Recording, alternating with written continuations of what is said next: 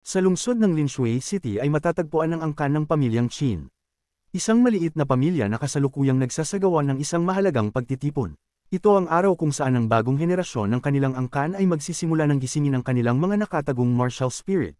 Sa malawak na lugar ng Kenlan Continent, ang isang nilalang ay maaari lamang maging isang tunay na martial artist kung siya ay magtatagumpay na magising ang kanyang martial spirit.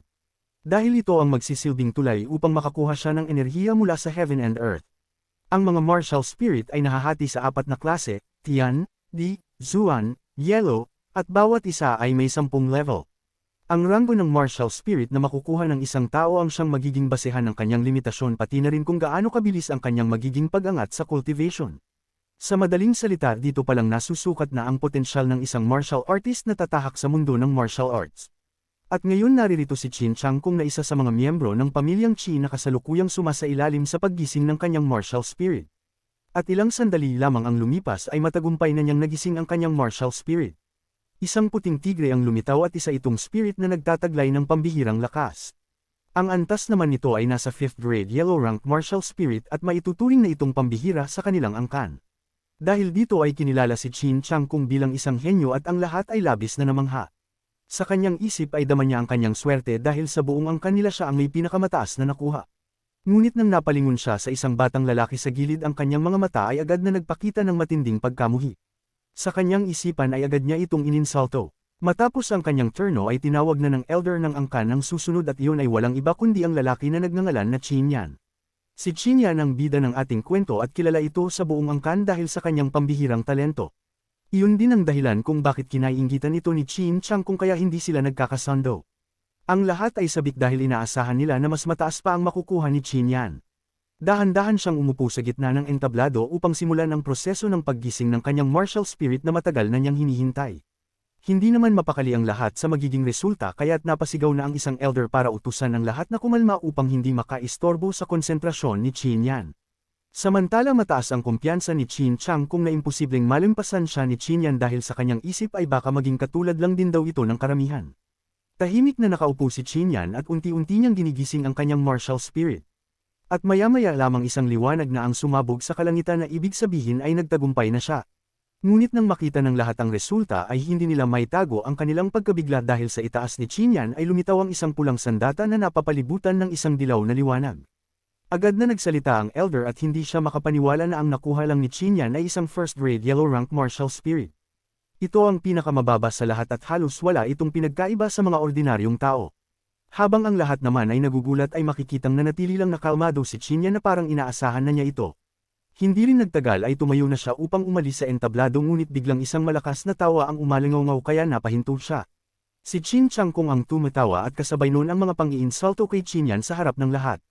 Tinawag niya si Qin Yan na basura at mariin pa niyang idineklara na simula daw ngayon ay siya na ang magiging top genius ng bagong henerasyon ng kanilang angkan.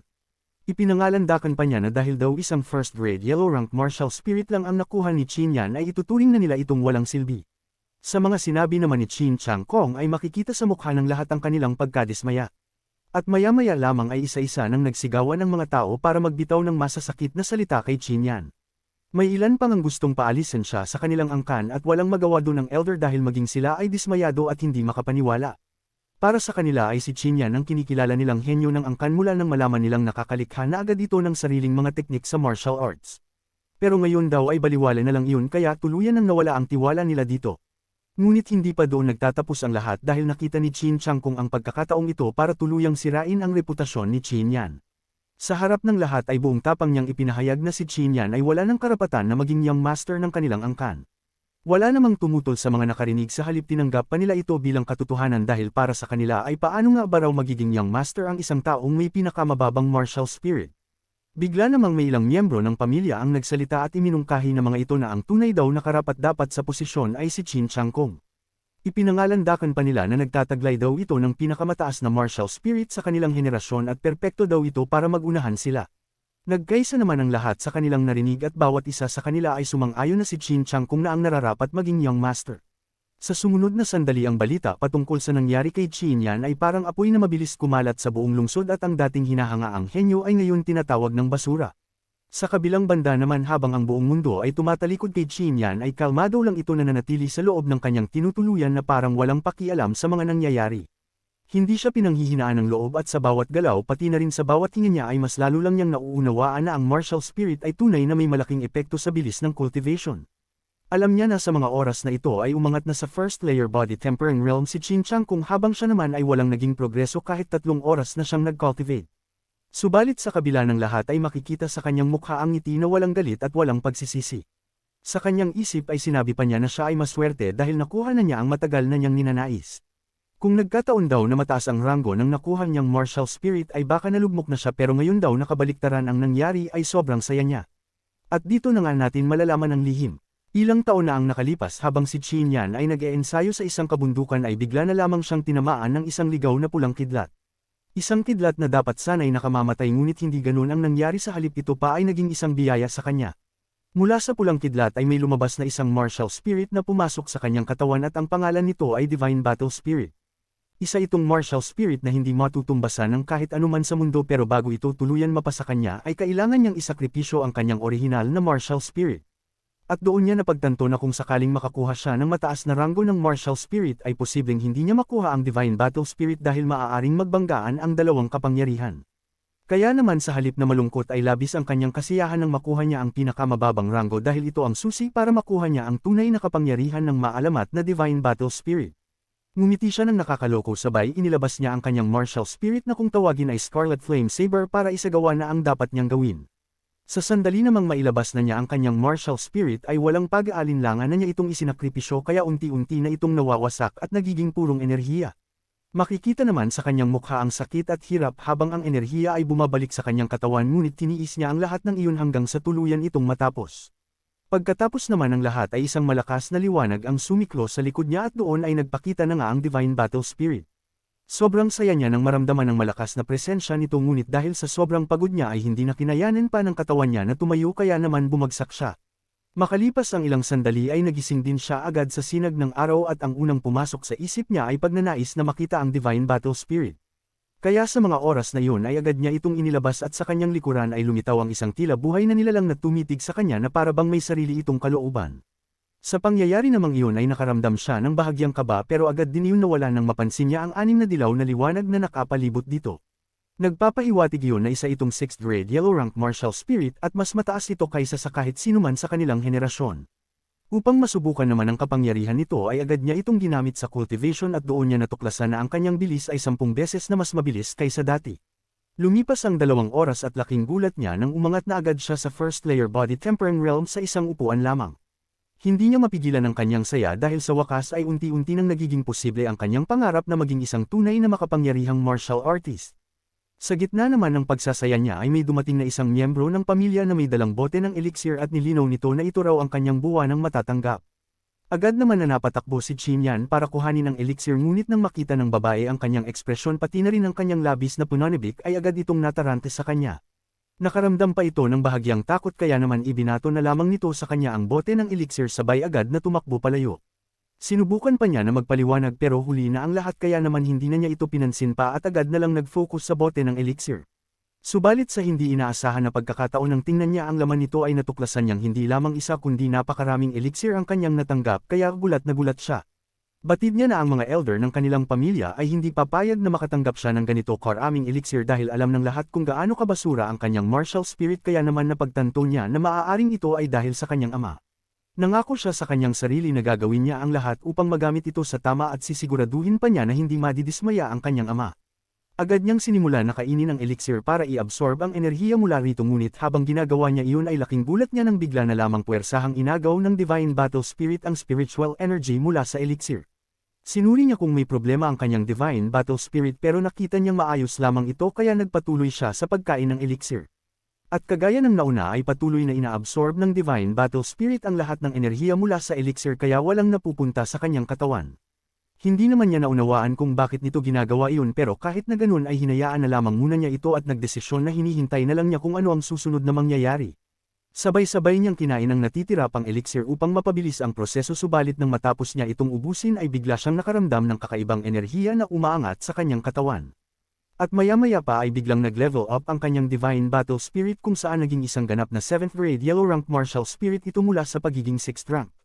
Sa mga punto namang iyon ay doon pa lang niya napagtanto ang sitwasyon kung saan kaya pala inaabsorb ng Divine Battle Spirit ang enerhiya mula sa elixir ay dahil may kakayahan itong umangat ng level. Sa isip-isip niya ay isang bagay iyon na imposible para sa ordinaryong martial spirit dahil base sa kaalaman niya ang level na nakukuha sa simula ay dapat na nananatili na habang buhay. Dahil dito ay labis ang kanyang pagtataka kung bakit kakaiba ang kanyang Divine Battle Spirit pero kasabay nun ay kumislap ang kanyang mga mata sa posibilidad na kung wala itong limitasyon ay maaaring balang araw maabot niya ang legendary Tian rank martial spirit. Habang puno naman siya ng saya ay bigla na lamang sumabog ang pinto sa kanyang likuran at mula rito ay nagpakita ang isang batang martial artist na agad inilabas ang kanyang martial spirit habang naghahamon. Ang dumating na bata ay si Qin Xiao at may 3rd grade yellow rank martial spirit ito na nasa anyo ng isang espada. Sinabi ni Qin Xiao na nagpunta raw siya para sa isang simpleng rason at iyon ay upang kunin ang elixir ni Qin Yan dahil para sa kanya ay wala raw itong silbi sa isang taong may basurang martial spirit. Mariin namang tumanggi si Qin Yan nang marinig si Qin Xiao at pagkatapos nun ay naalala niya ang mga panahon na sunod sa nuran ito sa kanya. Hindi niya napigilan na mainis dahil napakabilis daw na nagbago ang ugali nito matapos malaman na basura lamang ang nakuha niyang martial spirit. Bigla namang inilabas ni Qin Xiao ang aura ng kanyang martial spirit para gamitin na panakot pero hindi nasindak si Qin Yan bagkus sinabi pa niya na may pang-aasar na wala na raw siyang elixir at ang maibibigay na lamang niya ay ang madudukot niya sa kanyang ilong. Sobra naman ikinainis ni Qin Xiao ang tugon ni Qin Yan kaya sa galit niya ay umatake na siya sa pag-aakalang kaya niya itong talunin. Hindi naman nagpahuli si Qin Yan at para maturuan ng leksyon ang hangal na si Qin Xiao ay sinalubong niya ang atake gamit ang low-class collapsing fist. Sa sandali namang magtama ang kanilang mag-atake ay nawasak agad ang martial spirit ni Qin Xiao dahilan para tumilapon ito sa malayo. Hindi makapaniwala si Qin Xiao sa nangyari at tinatanong niya kung paano daw siya naunahan ni Qin Yan na makaabot sa first layer body tempering realm kahit na mas mataas naman daw ang antas ng kanyang martial spirit. Hindi naman sumagot si Qin Yan sa tanong at mariin niya lang na inutos na lumayas daw sa kanyang harapan si Qin Xiao bago pa man daw siya hindi makapagpigil. Agad naman na napakaripas ng takbo si Qin Xiao sa sobrang takot at dahil doon ay nawala na ng gana pa si Qin Yan na humabol. Kasunod naman nun ay inisip ni Qin Yan kung ano ang gagawin niya sa nasirang pinto dahil magiging mahirap para sa kanya ang mag-cultivate ng maayos kung wala ito.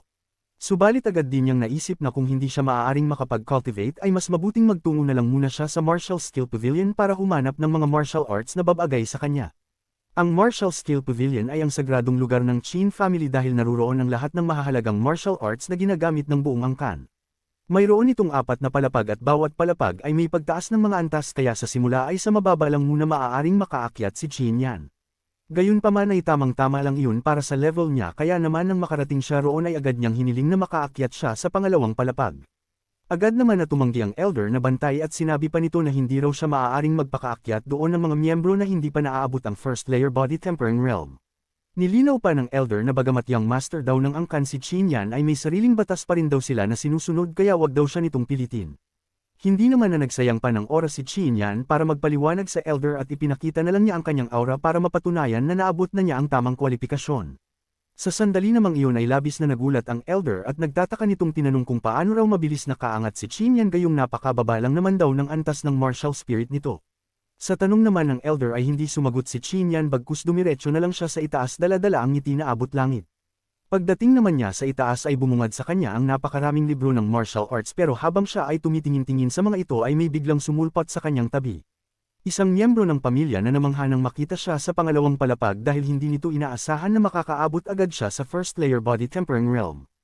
Ang taong iyon ay si Qin Yu na nakatatandang kapatid ni Qin Xiao at may 4th grade yellow rank martial spirit at nasabi ni Qin Yu na ang mabilis daw na pag-angat ni Qin Yan ay mukhang dahil sa elixir na ibinigay ng ama nito na siyang pinuno ng kanilang pamilya. Sumagot naman agad si Qin Yan nang may pagkasarkastiko kung saan inaamin niyang ganun ang araw at dagdag pa niya na malaki ang naitulong ng elixir lalong-lalo na sa pagbubugbog niya sa kapatid nitong si Qin Xiao kanina lamang. Mabilis naman na nagulat si ni Qin Yu sa sinabi ni Qin Yan kaya pasigaw niyang tinanong kung seryoso bang tinalo nito ang kanyang kapatid. Buong kumpiyansa naman sumagot si Qin Yan na tinuruan lamang daw niya ng leksyon ng uhugan nitong kapatid na sum-iron ng kanyang pinto at inistorbo ang kanyang pag-eensayo para lamang puwersahang kunin ang kanyang elixir. Dahil naman sa sinabi ni Qin Yan ay nagalit si Qin Yu at agad na inilabas ang kanyang martial spirit upang umatake. Ngunit bago pa man magsimula ang labanan ay nagpakawala na ang elder ng matinding pressure upang pigilan silang dalawa gayong labag daw sa patakaran ng Martial Skill Pavilion ang maglaban sa loob. Ipinagdiinan pa ng elder na kung magpapatuloy daw si Qin Yu sa kalokohan nito ay patatalsikin niya ito sa Martial Skill Pavilion at kailanman hindi na pababalaikan pa kahit na anong mangyari. Napuno naman agad ng takot si Qin Yu at may pagmamakaawa siyang humingi ng tawad sa elder na nagngangalang Elder Ying dahil nais pa raw niyang makabalik sa loob ng pavilion. Matapos naman humingi ng paumanhin ay galit na umalis si Qin Yu pero nag-iwan siya ng mensahe kay Qin Yan na maswerte raw ito ngayon dahil nandyan si Elder Ying ngunit kapag nagkita raw sila sa labas ay wala nang makakapigil sa kanya. Hindi naman natakot si Qin Yan sa banta sa kanya at sinabi pa niya na kung magkita man daw sila sa labas ay sisiguraduhin niyang mapapahiya si Qin Yu kasama ng basura nitong kapatid. Lalo namang nagalit si Qin Yu nang marinig ang mga salita ni Qin Yan subalit dahil nakabantay pa rin ang elder ay napilitan nito na magtimpi at umalis na lamang na puno ng hinanakit. Naiwan si Qin Yan sa loob at nagsimulang maghanap ng martial technique na babagay sa kanya pero sa kanyang pagtitingin ay wala siyang makitang akma sa kanyang kakayahan kahit pa malalakas ang mga teknik na nakikita niya. Habang siya naman ay pinanghihinaan ng loob ay napansin niya sa isang sulok ang isang sirang libro na pinamagatang Thunder Crash Saber Art. Isa itong lumang teknik na kayang magbigay ng atake na kasing bilis ng kidlat at ito ang hinahanap niya kaya naman kumislap ang kanyang mga mata sabay napasabi na ito na ang kanyang babagay sa kanyang martial spirit.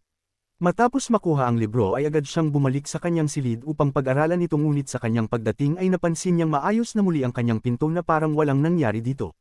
Agad siyang nagdesisyon na pumasok pero bago pa man siya makahakbang ng isang talampakan ay narinig na niya ang isang boses mula sa loob na sinasabing mabuti raw na nakabalik na siya. Pagpasok niya sa loob ay nakita niya ang kanyang ama na si Qin Tian ang family head ng kanilang angkan at ang tanging nakaabot sa Xian Tian realm sa kanilang pamilya. Agad siyang tinanong ng kanyang ama kung totoo bang nakaabot na siya sa first layer body tempering realm at sa tanong naman nito ay magalang niyang inamin ang totoo habang nagpapasalamat sa elixir na ibinigay sa kanya. Nagtaka naman ang kanyang ama dahil kahit marami raw ang 10 elixir na ibinigay niya ay hindi raw yun sapat upang ganun kabilis na makaangat. Pasimple namang sumagot si Qin Yan na maaaring swerte lamang daw siya at kasunod nun ay tinanong niya kung ano raw ang pakay ng kanyang ama sa pakikipagkita sa kanya. Sa isip-isip ni Qin Yan ay mas pipiliin na niyang itago ang lihim ng kanyang divine battle spirit kahit sa kanyang ama dahil delikado ito at maaaring magdulot ng kapahamakan kapag nalaman ng iba. Muling tinanong ni Qin Yan kung bakit naparito ang kanyang ama at sumagot agad ito na nais lamang daw nitong palakasin ang loob niya ngunit mukhang hindi na raw iyon kailangan pa. Sinabi na lamang ni Qin Tian na kung may kailangan daw si Qin Yan ay wag itong mahiya na magsabi sa kanya dahil handa raw siyang ibigay ang buo niyang suporta sa kabila ng nakuha nitong mababang martial spirit. Hindi naman sinayang ni Qin Yan ang pagkakataon at agad siyang humingi ng pabor sa kanyang ama kung saan diretsahang sinabi na kailangan niya ng 100 piraso ng mga elixir. Mas maganda pa nga araw kung mas marami pa doon ngunit ayos lang din daw sa kanya kahit na gaano karami lang ang maibigay ng kanyang ama. Alam niya raw na hindi madali maibigay ang hinihiling niya pero sa ngayon ay magtiwala lang daw muna sa kanya ang kanyang ama at hindi niya ito bibiguin. Para kay Qin Yan kung makakakuha siya ng maraming elixir ay mas mapapaangat pa niya ang antas ng Divine Battle Spirit sa lalong madaling panahon. Hindi niya raw alam kung gaano kataas ang limitasyon nito pero wala naman daw siyang magagawa kundi ang alamin iyon gamit ang sarili lamang kaya naman kailangan niya ng mga elixir. Nagtanong naman agad ang kanyang ama kung bakit napakarami daw ng kanyang kailangan ngunit dahil hindi niya alam ang sasabihin ay nanahimik na lang siya. Naunawaan naman ng ama niya na mayroon siyang sikreto na tinatago kaya naman hindi na ito naging mapilit pa at nagwika na lang na gagawin daw niya ang lahat para makuha ang ilang daang mga elixir. Lumipas ang 3 araw at nanatili lang si Qin Yan sa kanyang silid para patuloy na mag-cultivate ng biglang umangat na naman sa susunod na antas ang kanyang cultivation kaya naman nasa second layer body tempering realm na siya. Ang body tempering realm ay may 10 layer at bawat isa ay nagpapalakas ng pundasyon ng katawan ng isang martial artist dahil habang tumataas ang antas ay mas lumalaki ang enerhiyang kinakailangan kaya mahalagang patibayin muna ang katawan. Sa pag-angat ng kanyang Divine Battle Spirit sa 7th grade yellow rank ay nadoble ang bilis ng kanyang cultivation ngunit inabot pa rin siya ng 3 araw upang umangat kaya naman napagtanto niya na kung ang gamit niya pa rin ay ang dati niyang martial spirit ay aabutin siya ng 1 taon bago marating ang antas niya ngayon. Samantala sa conference hall ng pamilya Qin ay nagtitipon ng matataas na opisyal ng kanilang angkan kasama ang ama ni Qin Yan na si Qin Tian. Kaharap nito ang ikalawa at ikatlong elder pati na rin ang ama ni Qin Changkung na may titulong Supreme Elder. Naunang nagsalita ang Supreme Elder na si Qin Tiba at tinatanong niya kung bakit daw nagtitipon-tipon sila ngayon sa conference hall. Mariin namang ipinahayag ni Qin Tian ang kagustuhan niya kung saan ipinagbibigay alam niya raw sa lahat na bibigyan niya ang kanyang anak na si Qin Yan ng 1,000 elixir gamit ang posisyon niya bilang family head. Dahil dito ay agad na nagalit ang Supreme Elder at kinwestiyon nito ang kanyang desisyon kung bakit bibigyan daw ng ganoong karaming elixir ang isang taong may basurang martial spirit. Sinabi naman agad ni Qin Tian na kung hindi raw papayag ang Supreme Elder sa 1,000 elixir ay kahit 500 na lamang ang kanyang ibibigay para wala na raw silang pag-usapan pa. Subalit hindi pa rin nagpatinag ang Supreme Elder at mariin pa rin itong tumututol dahil para sa kanya ay masasayang lamang daw ang mga elixir kay Qin Yan. Sumang-ayon din ang dalawang elder sa kanya at iginiit na ang 500 elixir ay katumbas na ng 5 buwang resources ng buong angkan kaya hindi sila pumapayag sa desisyon ni Qin Tian. Dahil dito ay pinatigil ni Qin Tian ang lahat at ipinahayag na buo na ang kanyang desisyon at hindi siya humihingi ng pahintulot kundi ipinapaalam lang daw niya. Gayunpaman upang maiwasan ang alitan ay nangangako daw siya na simula ngayon ay hindi na siya kukuha ng kanyang buwanang sahod para mapunan ang mawawalang resources sa kanilang angkan. Ngunit kahit sinabi na ito ni Qin Tian ay hindi pa rin pumayag ang Supreme Elder at patuloy siyang tumutol dahil batid niyang limitado lamang ang elixir ng kanilang angkan. At sa isip-isip niya kung kukunin daw ni Qin Tian ang 500 na piraso ay wala na siyang maibibigay sa kanyang anak na si Qin Chang kung nanais din niyang suportahan. Nang makita naman ni Qin Tian ang patuloy na pagtutol ng mga elder ay wala na siyang napagpilian pa kundi ang gumamit ng puwersa kaya naman nagpakawala na siya ng matinding pressure na agad nagpatamba sa mga elder sa sahig. Pagkatapos nun ay idineklara niya na tapos na ang pagpupulong nila patungkol sa kagustuhan niya at wala na silang dapat na pag-usapan pa. Napatahimik naman agad ang lahat sa sobrang takot sa kanyang kapangyarihan bilang pinakamalakas sa kanilang angkan at dahil doon ay wala nang nakapigil sa kanya. Samantala si Qin Yan ay nananatili pa rin sa kanyang silid at patuloy na nag-eensayo upang mas mapabilis ang kanyang pag-angat sa susunod na antas.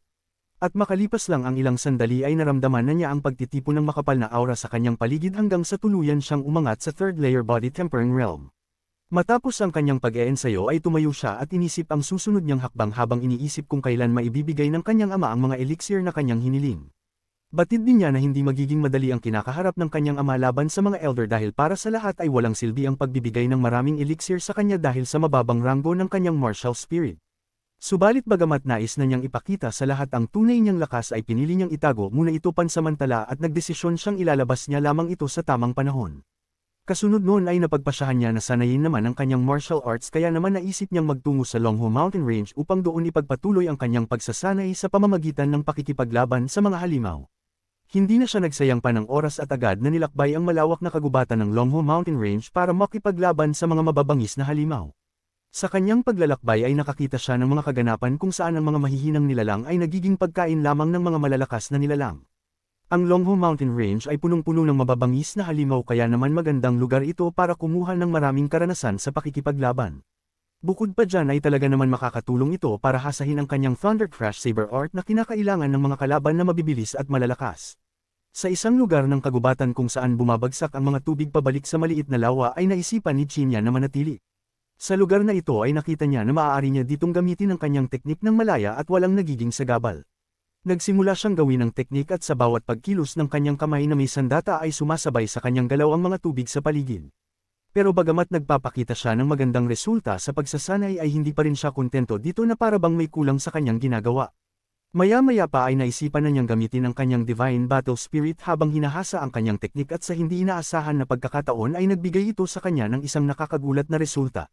Halos makagawa siya ng 2 malaking tsunami sa lawas sa sobrang tindi ng napakawalan niya kaya sobrang manghang-mangha siya. Pero ang pagkamangha niyang iyon ay mabilis din na napalitin ng bahagyang pagkagulat dahil bigla na lamang may sumulpot sa kanyang likuran na isang puting tigre. Mukhang nabulabog ito sa malakas na atake na nagawa ni Qin Yan at kung tama ang kanyang hinala ay patungo na rin dito ang iba pa. Ang puting tigre ay tinatawag na multicolored tiger na may lakas ng isang third-grade demonic beast at katumbas iyon ng third-layer body tempering realm sa cultivation ng mga tao.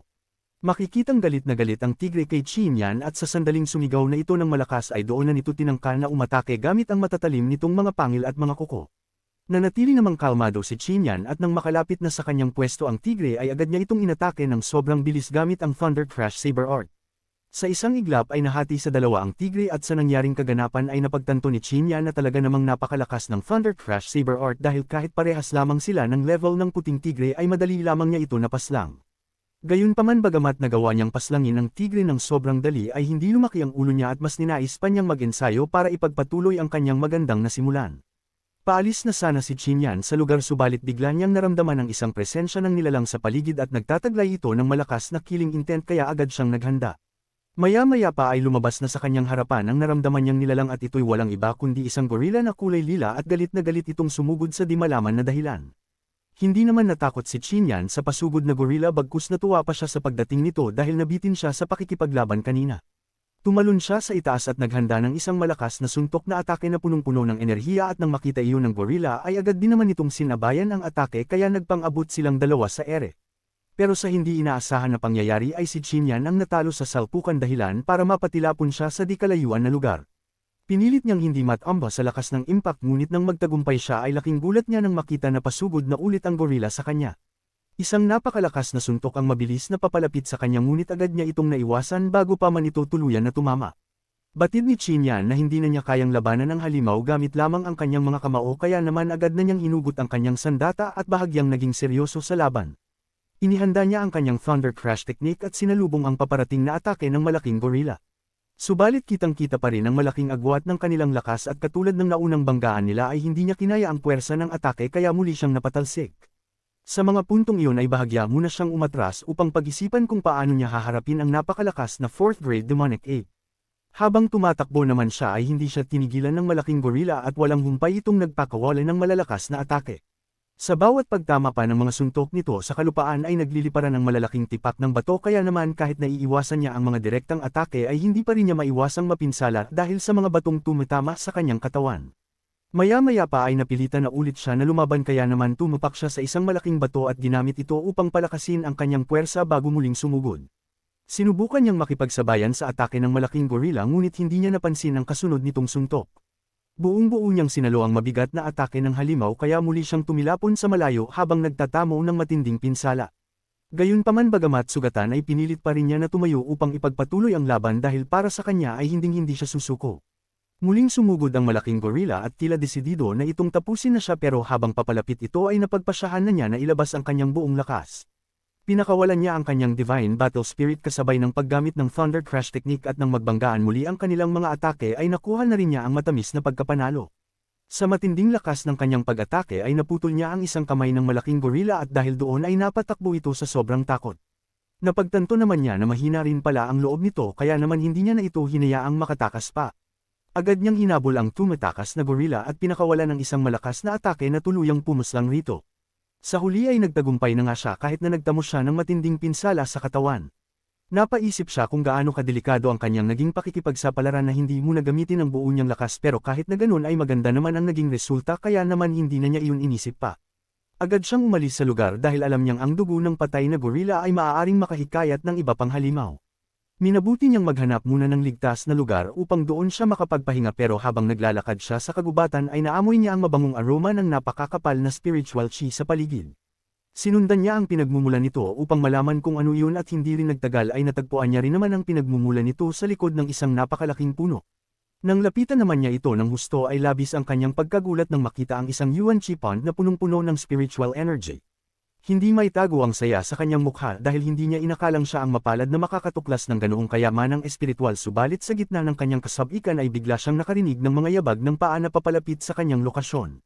Sa hindi naman inaasahan na pagkakataon ay mula ang mga yabag sa magkapatid na sina Qin Shao at Qin Wu at parang alam ng mga ito ang patungkol sa Yuan Chi pond dahil tinanong ng bunso kung talagang mayroon daw ganun dito.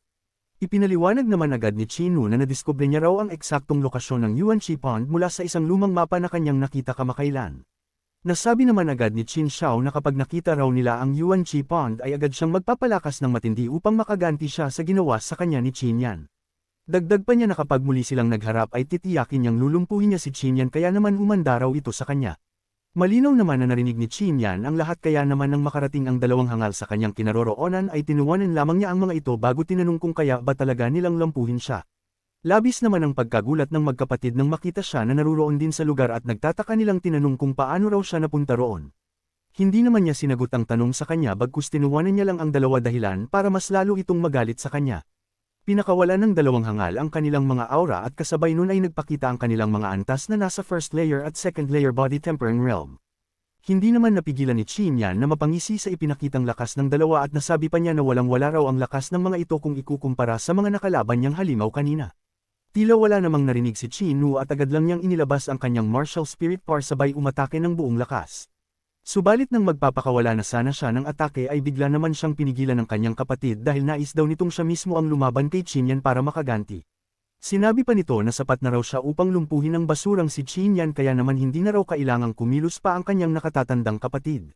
Nakakaloko namang ipinaalala ni Qin Yan kay Qin Shao ang nangyari sa kanila noon dahil mukhang mabilis na raw nitong nakalimutan ang leksyon na ibinigay ng kanyang mga kamao. Aminado naman si Qin Xiao na natalo siya noon ngunit sinabi niyang hindi na raw mauulit pa dahil isa na rin daw siyang ganap na first layer body tempering realm. Sa sandali namang sabihin niyo ni Qin Xiao ay hindi na siya nag-aksaya pa ng panahon kaya naman agad na niyang ginamit ang kanyang autumn water sword technique para atakihin si Qin Yan. Sa isang gilid naman ay makikitang mataas ang kumpiyansa ni Qin Nu sa kanyang kapatid dahil ang teknik daw na gamit nito ay isang middle class technique na compatible pa sa sword martial spirit nito. Sa huli ay tuluyan nang nakaatake si Qin Xiao ngunit sinalubong lamang ito ni Qin Yan gamit ang kanyang kamao ng walang kahirap-hirap. Ang matindi pa doon kahit hindi pa inilalabas ni Qin Yan ang kanyang martial spirit ay kitang-kita pa rin ang napakalaking agwat ng kanilang lakas dahil unti-unti nang nababasag ang espada na martial spirit ni Qin Xiao, at sa sumunod na sandali ay tuluyan na nga itong nawasak hanggang sa tumagos ang atake sa katawan ni Qin Xiao dahilan para mabutas ang dibdib nito habang tumitilapon sa ere. Nang makita naman ni Qin Nu ang nangyari sa kanyang nakababatang kapatid ay labis ang kanyang pagkabigla at hindi niya alam kung paniniwalaan ba niya ang nakita niya. Agad siyang nagpakawala ng malakas na atake sa sobrang galit pero kahit gaano pa ito kabilis at kalakas ay walang kahirap-hirap pa rin itong ipinawalang bisa ni Qin Yan gamit ang isang was-iwas lamang. Takang-taka na tinanong ni Qin Nu kung paano daw yun naging posible gayong kamakailan lamang ay nasa first layer body tempering realm lang daw ang antas ni Qin Yan. Bigla namang tinanong ni Qin Yan na kung hanggang doon na lamang ba raw talaga ang lakas ni Qin Nu dahil labis siyang nadismaya sa atakeng hindi man lamang daw umabot sa kalahati ng kanyang tunay na kapangyarihan. Nagsimula namang manginig si Qin Nu nang marinig yun at kinakabahan niyang tinatanong kung nasa third layer body tempering realm na ba raw si Qin Yan. Agad naman sinagot ni Qin Yan ang tanong kung saan sarkastiko niyang binanggit kung inaakala pa rin ba raw ni Qin Nu na basura ang kanyang martial spirit dahil lamang sa mahina ang naipakita niya noon.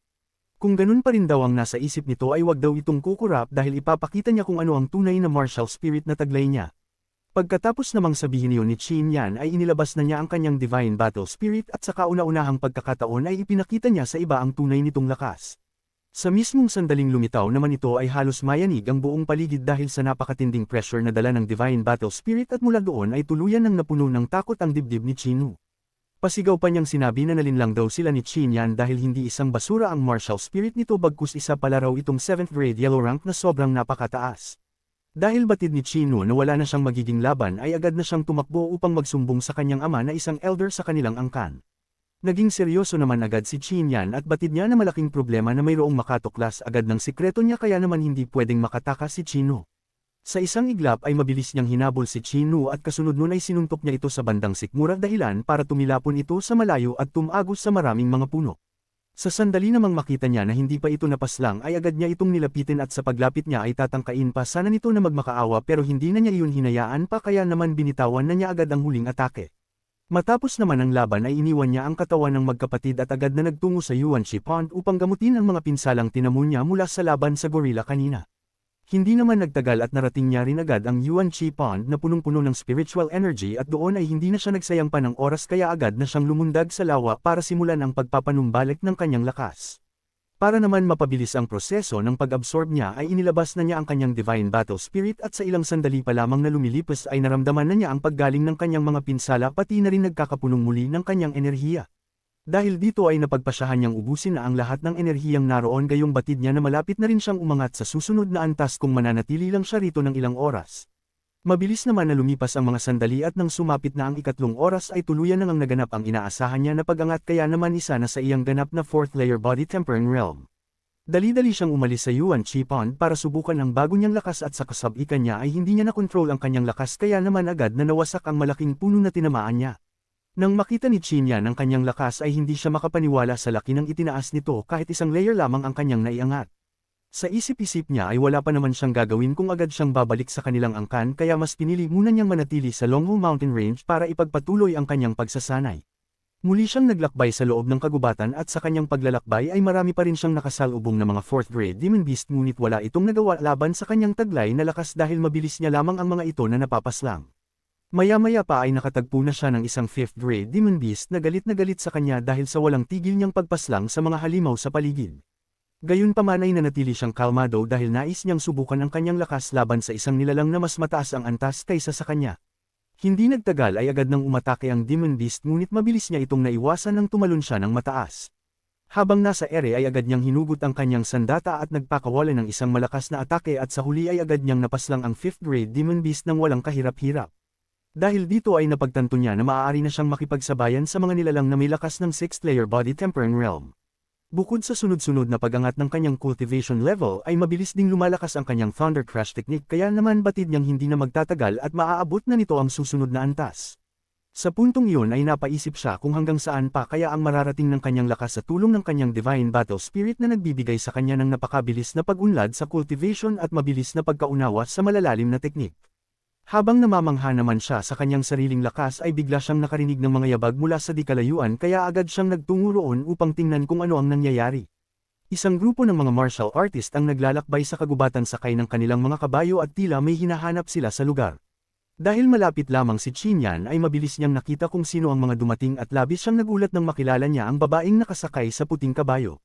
Ang babae ay si Fang Zhu na bunsong anak ng Fang family. Ang Fang family ay isa sa pinakamakapangyarihang pamilya sa Lingshui City at higit na mas malakas iyon kaysa sa kanilang Qin clan dahil mas matagal nang namumuno ang mga ito sa lungsod. Makalipas ang ilang sandali ay sumigaw na si Fang Zhu sa kanyang mga alagad dahil matagal na silang naghahanap ngunit hindi pa rin nila matagpuan ang kanilang pakay kaya labis na siyang naiinip. Sumagot naman agad ang isa sa kanyang mga tauhan at sinabi na sinunod naman daw nila ng tama ang direksyon sa mapa at narating na din nila ang lugar na nakalarawan doon ngunit wala pa rin silang mahanap kaya maaaring peke raw ang mapa na kanilang nakuha. Hindi naman naniwala si Fang Zhu sa sinabi ng kanyang alagad at galit niya itong inutusang maghanap pang mabuti dahil kailangan nilang matagpuan ang kanilang hinahanap. Walang pag-aalinlangan namang sumunod ang mga tauhan at kitang-kita sa kanilang mga mukha ang takot kay Fang Zhu. Samantala ay malinaw na narinig ni Qinyan ang kanilang pag-uusap kaya naman agad nitong napagtanto na naghahanap pala ang Fang family ng isang kayamanan sa kagubatan. Lalo pa siyang naging interesado habang iniisip kung bakit kailangan pang personal na pumunta ni Fang Zhu sa lugar kaya naman naisip niyang hintayin ito hanggang sa huli. Subalit habang tahimik siyang nagmamasid ay hindi niya napansin na naapakan niya ang isang maliit na sanga ng punong dahilan para madiskubre siya ng isa sa mga alagad ni Fang Zhu na may napakalakas na pandama. Binetuhan siya nito ng punyal ng napakabilis at dahil doon ay napilitan siyang umiwas at magpakita ng tuluyan sa gripo ni Fang Zhu. Matapos naman noon ay agad niyang tinanong kung paano raw siya nito natukoy ng ganun-ganun lang gayong maingat naman daw niyang itinago ang kanyang presensya kahit na nakaapak siya ng maliit na sanga. Sa isip-isip niya mula nang umangat siya sa 4th layer body tempering realm ay nagkaroon siya ng kakayahang kontrolin ang kanyang aura at tuluyan itong itago kaya nagtataka siya kung paano pa rin siya natunton ng mabilis.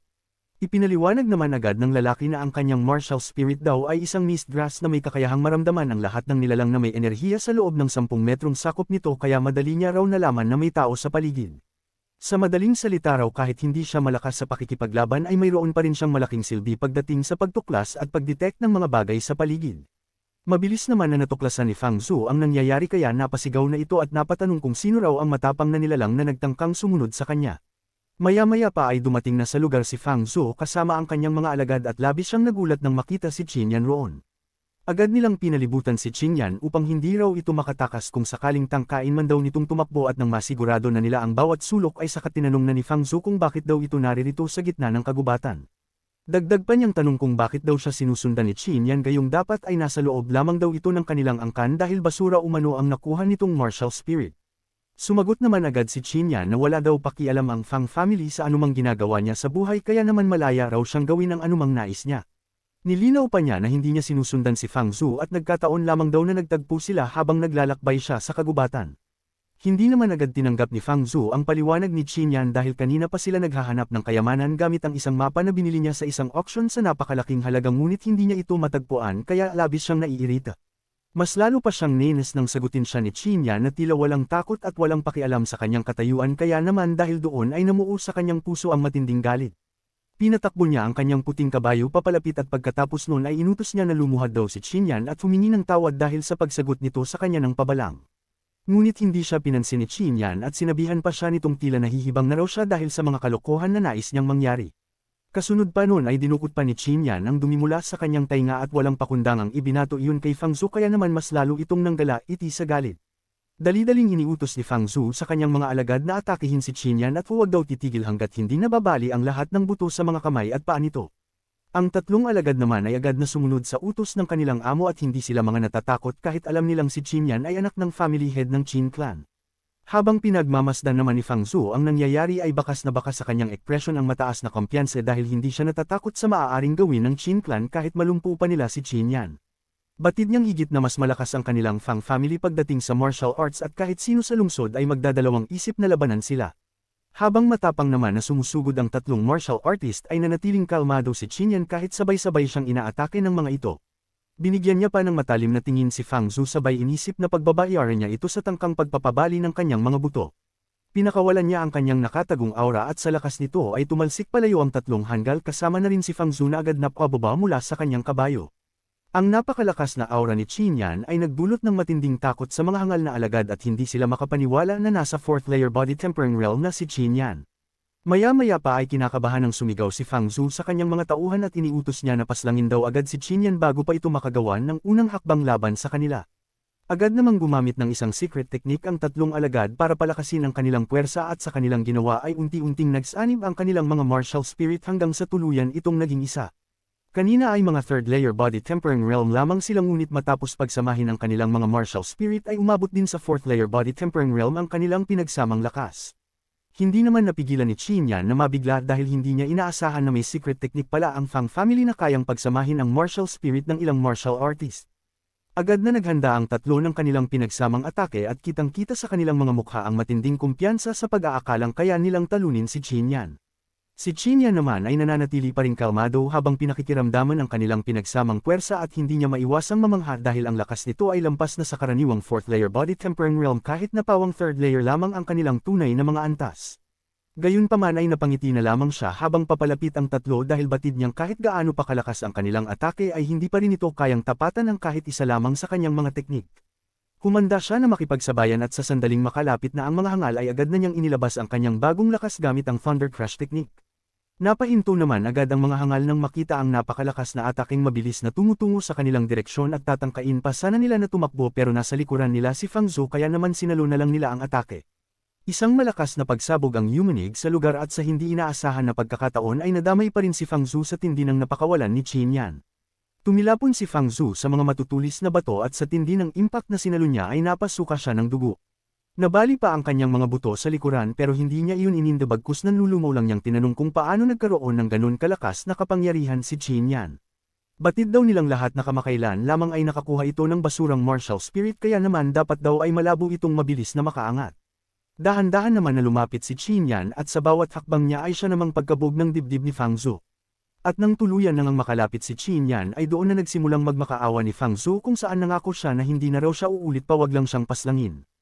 Hindi naman naniwala doon si Qin Yan dahil batid niya kung gaano kalupit ang Fang family pagdating sa mga mahihinig kaysa sa kanila kaya naman para sa kanya ay wala itong karapatang bigyan ng pangalawang pagkakataon. Nang makita naman ni Fang Zhu na desidido talaga si Qin Yan na paslangin siya ay agad niyang ibinunyag ang sikreto ng kanilang pamilya tungkol sa kanyang kapatid na si Fang Lulong kung saan nakakuha raw ito ng 6th grade yellow rank martial spirit. Siguradong maghihiganti raw ito sa oras na mapaslang siya kaya naman pag-isipan daw mabuti ni Qin Yan ang plano sa kanya. Napatigil naman agad si Qin Yan sabay napaisip kung bakit hindi man lamang daw kumalat sa buong lungsod ang balita tungkol kay Fang Lulong gayong ang mga ganitong pangyayari ay karaniwang ipinagdiriwang ng malalaking angkan.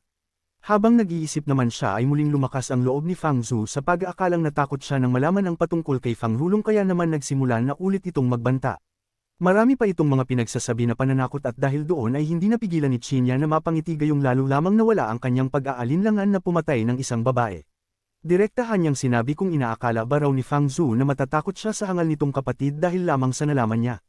Para sa kanya ay hindi naman daw ganoon kataas ang antas ng martial spirit na nakuha nito at wala daw yung sinabi sa taglay niya. Inutusan niya si Fang Zhu na tingnan mabuti ang ipapakita niya at pagkasabi niyang iyon ay pinakawalan niya sa pangalawang pagkakataon ang kanyang divine battle spirit. Mabilis na nagpakita ang nakakatakot nitong aura bilang 7th grade yellow rank martial spirit at doon ay tinanong niya kung dapat ba raw siyang matakot sa hangal na si Fang Lulong. Hindi naman agad nakasagot si Fang Zhu habang pinagmamasdan ng martial spirit ni Qin Yan dahil nanginig na agad ang buo niyang katawan matapos malaman na malayong-malayo ito sa kumakalat na balita. Sa sandaling iyon ay napagtanto ni Fang Zhu kung gaano siya kahangal na takutin si Qin Yan gamit ang kanyang kapatid na may 6th grade yellow rank martial spirit lamang at tatangkain pa sana niyang muling magmakaawa pero huli na ang lahat. Isang mabilis na pag-atake ang agad na pinakawalan ni Qin Yan at doon ay nagwakas agad ang buhay niya nang hindi niya namamalayan. Pagkatapos namang paslangin ni Qin Yan si Fang Zhu ay agad din siyang nagdesisyon na umalis sa lugar bago pa may ibang makakita sa kanya pero nang paalis na sana siya ay bigla niyang napansin ang isang bagay sa katawan nito. Sa gilid ng katawan ni Fang Zhu ay may nakaipit na isang lumang papel at sa unang tingin pa lang niya ay alam na niyang isa itong mapa. Dahil dito ay naalala niyang naroon nga pala ang grupo ni Fang Zhu upang hanapin ang isang kayamanan kaya naman agad niya itong kinuha. Marami rin siyang nakuha na iba pang mga bagay mula sa katawan ni Fang Zhou kaya naman sobrang saya niya habang isinisilid ang lahat sa sarili niyang lagayan. Nang tingnan naman niya ang lumang mapa ay natuklasan niyang isa pala itong ancient map na iniwan ng isang makapangyarihang expert. Base sa kanyang narinig mula sa usapan ng mga alagad ni Fang Zhou kanina ay wala silang natagpuan sa eksaktong lokasyon ng mapa kundi isang sirang kuweba na wala ng lagusan pa. At dahil wala naman na siyang iba pang plano ay minabuti na rin niyang tingnan ang sinasabi nilang sirang kuweba upang alamin kung may nakatago ngang kayamanan roon. Agad siyang nagtungo sa lugar upang siyasatin ang kalagayan nito at hindi rin nagtagal ay narating niya rin agad ang lokasyon dahil malapit lamang ito sa lugar kung saan sila naglaban-laban. Ayon sa nakaguhit sa ancient map ang kuweba sa kanyang harapan ay isa sa mga palatandaan na malapit na siya sa kayamanan kaya naman mabuti niyang pinagmasdan ang paligid at doon ay napag-alaman niyang totoo nga ang sinabi ng mga alagad ni Fang Zhou kung saan wala ngang makikita roon kundi ang sirang lagusan ng kuweba. Muli niyang tiningnan ang ancient map at sinubukang hanapin kung mayroon pang ibang palatandaan sa paligid ngunit wala na siyang makita pa dahilan para maniwala siyang peke nga lang ito. Tumalikod na lang siya sabay nagdesisyon na umalis pero bago pa man siya makalayo ay biglang umihip ang malakas na hangin at doon ay nagpakita ang isang bakas ng kamay. Natatakpan ito ng makakapal na damo kanina kaya naman nang mapansin niya iyon ay agad siyang bumalik para suriin ito ng mabuti. Hinawi niya ang mga damong nakaharang at tuluyang lumitaw ang malinaw na marka ng kamay sa bato. Sinubukan niya itong sundutin gamit ang kanyang sandata upang tingnan kung magkakaroon ito ng anumang reaksyon subalit ilang sandali na ang lumipas ay wala pa rin ditong nangyayari. Dahil doon ay ibinalik niya ang kanyang sandata at inisip na marahil ay marka lamang iyon ng isang martial artist na minsang sumubok ng kanyang lakas sa pamamagitan ng pag-atake sa bato. Napabuntong hininga na lamang siya at aalis na sana sa lugar nang biglang lumabas ang kanyang Divine Battle Spirit kahit hindi naman niya ito tinatawag. Nagtaka siya sa nangyari kaya muli siyang napabalik para tingnan ang sitwasyon at sa hindi inaasahan na pagkakataon ay biglang nagkaroon ng matinding reaksyon ang marka sa bato. Mayroon ng lumalabas na asul na aura sa sentro nito at taglay nun ang napakalakas na pressure na parang nang-aakit sa kanya.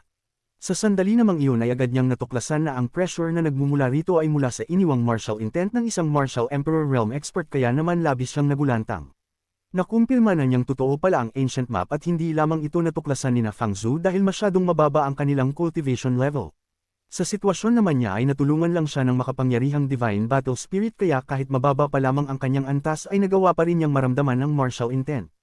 Agad siyang umupo upang unawain ang martial intent na iniwan ng martial emperor sa bato at sa isip-isip niya ay malaki ang maitutulong nito sa kanyang lakas.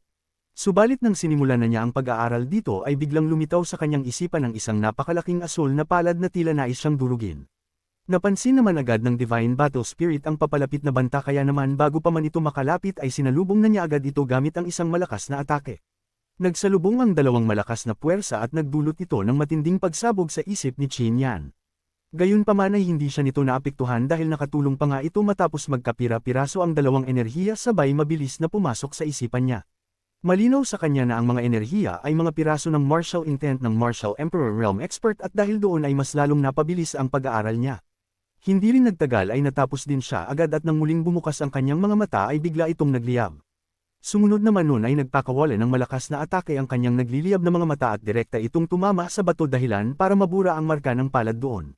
Labis ang kasiyahang naramdaman niya gayong ang martial intent na kanyang nakuha ay tunay na napakalakas at kahit saglit pa lamang niya itong inuunawa ay napakalaki na agad ng idinagdag nito sa kanyang lakas.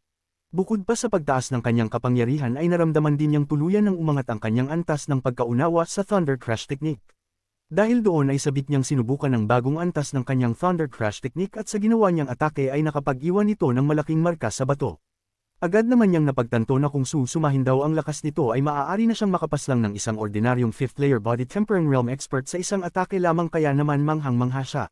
Sa isip-isip niya ang naging paglalakbay niya sa Longhu Mountain Range ay nagbigay sa kanya ng napakalaking resulta dahil sa loob lamang ng 5 araw ay marami na siyang naging tagumpay. Sa huli ay napagdesisyonan niyang bumalik na sa kanilang angkan upang tingnan kung naihanda na ba ang mga pills na hiniling niya sa kanyang ama. Sa sumunod naman na eksena ay nakabalik din siya agad sa kanilang angkan pero laking pagtataka niya nang tila nag-iba na ang aura sa paligid. Maraming mga miyembro ng angkan nila ang nagkalat sa paligid at malinaw na nagbibigay ang bawat isa sa mga ito ng masasamang tingin sa kanya. Inisip naman agad niya na mukhang nawala na talaga ng respeto ang lahat ng humahanga sa kanya noon simula nang makuha niya ang isang basurang martial spirit. Isa pa sa kanyang hinala ay ang nakuha na ng kanyang ama ang 500 na piraso ng mga pills kaya naman lantaran na siyang kinamumuhian matapos kumalat ang balita sa buong angkan. Gayunpaman ay hindi niya pinansin ang mga ito at agad siyang umalis dahil wala naman siyang mapapala kung papatulan pa niya ang mga hanggal na disciple. Pero nang makarating siya sa harap ng kanyang tahanan ay bigla siyang napahinto ng may hamarang sa kanya na isang nilalang. Ang nilalang ay ang personal na gwardiya ng kanyang ama na si Taisan at daladala na nito ang 500 na mga pills na hinihingi ni Qin sa kanyang ama. Agad naman na kinuha ni Qin ang kahon na naglalaman ng mga pills at kasunod nun ay nagpasalamat siya kay Taisan na tinuturing niyang uncle. Sa sobrang kasabikan naman ay agad niyang binuksan ang kahon upang tingnan ang laman nito at kitang-kita sa kanyang mukha ang labis na saya dahil matagal na niya itong hinihintay. Nang makita naman ni Taisan ang reaksyon niya ay tila hindi nito iyon nagustuhan kaya naman nagtataka niyang tinanong kung ano ang problema at nasaan daw ang kanyang ama. Agad naman itong tumalikod ng may sama ng loob habang sinasabing kasalukuyang nasa conference hall daw ang kanyang ama. Sa mga puntong iyon ay naramdaman na ni Qin na mayroon talagang problema kaya naman plano niya na magtungo sa conference hall pagkababa niya ng mga pills. Ngunit bago pa man sila tuluyang magkahiwalay ni Taisan ay bigla siya nitong tinanong kung bakit daw napakasakim niya para humiling ng 500 pills sa kanyang ama gayong alam naman nitong hindi madaling makakuha ng ganon karaming resources. Dagdag pa nitong tanong kung alam ba raw niya kung anong sitwasyon ang kinakaharap ng kanyang ama ngayon dahil sa kanyang ginawa. Sa mga tanong namang iyon ni Taisan ay mas lalo naman niyang nakumpirma na mayroon ng problema kaya naman nagmamadali na niyang tinanong kung may nangyari bang masama sa kanyang ama na hindi niya nalalaman. Mariin namang sumagot si Taisan at paliwanag niya na dahil daw sa kahilingan niya na 500 pills ay kasalukuyan ng nagtitipon sa conference hall ang lahat ng elder sa pangunguna ng Supreme Elder para patalsikan ang kanyang ama sa posisyon. Ang 500 pills daw ang ginawang sangkalan ng mga elder para maisakatuparan ang pagpapatalsak sa ama ni Qin kaya naman ang buong angkan daw ay nagkakagulo ngayon. Nang marinig iyon ni Qin ay agad na kumulo ang kanyang dugo at namuo sa kanyang puso ang matinding galit kaya naman hindi na niya namalayan na napakawalan na pala niya ang tinatago niyang aura. Halos magulantang naman si Taisan nang makita iyon dahil naramdaman nito na nasa 4th layer body tempering realm ang level niya kahit kakukuha pa lamang niya kamakailan ng martial spirit. Hindi naman niya pinansin ang pagkakatuklas ng kanyang uncle sa tunay niyang lakas bagkus galit lang niyang sinabi na pagbabayaran niya raw ang Supreme Elder sa pagtatangka nitong patalsikan ang kanyang ama. Samantala sa conference hall ay makikita ang mga matataas na opisyal ng Qin clan kasama ang ilang miyembro tulad ni Qin Changkung. Sa gitna ng pagtitipon ay nakatayo si Qin Changkung habang kinu-question ang Patriarch kung bakit tuwing buwan ng pamamahagi raw ng pills ay 10 piraso lamang ang kanyang natatanggap kahit siya ang kinikilalang number 1 genius ng kanilang angkan.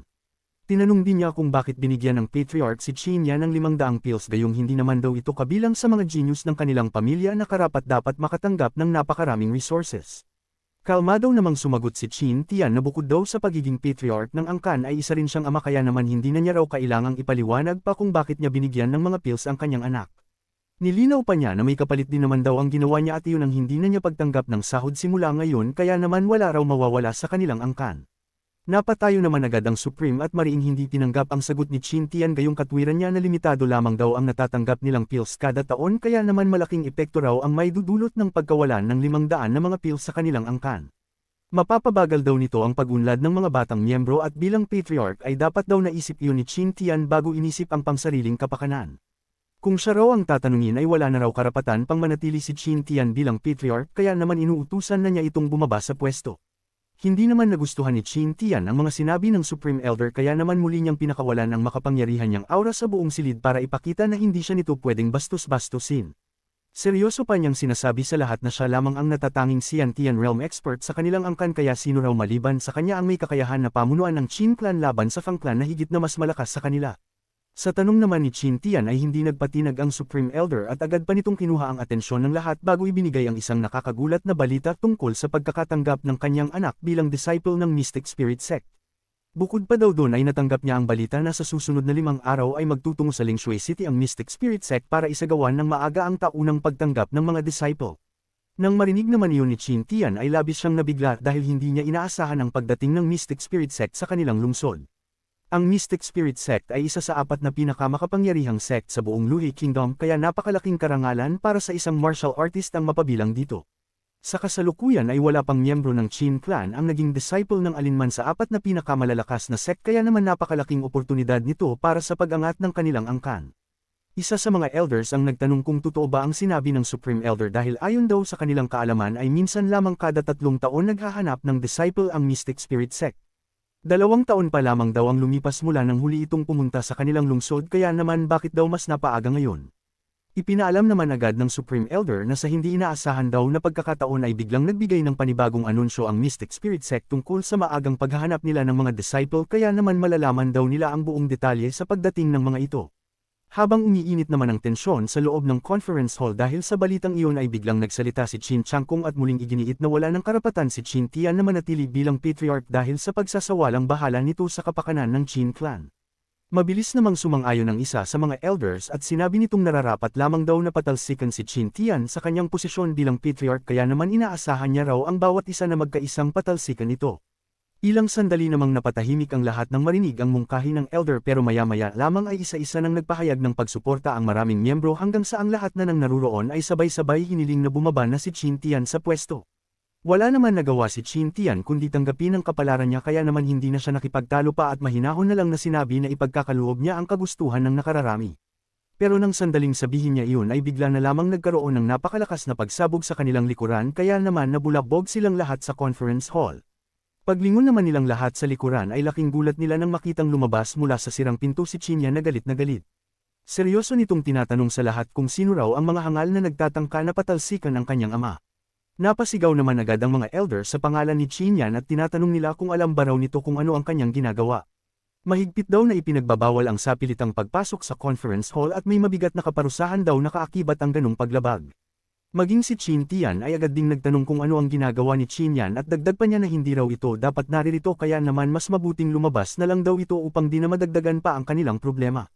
Hindi naman pinansin ni Qin Yan ang mga sinabi sa kanya bagkus inulit lang niya ang tanong kung sino raw ang mga lapastangan na sumasang-ayon na mapatalsik ang kanyang ama. Matapang naman na inamin ni Qin Changkung na lahat daw sila ay nagkakaisa kaya naman wala na raw magagawa pa si Qin Yan lalong-lalo na napumayag na rin maging ang sarili nitong ama.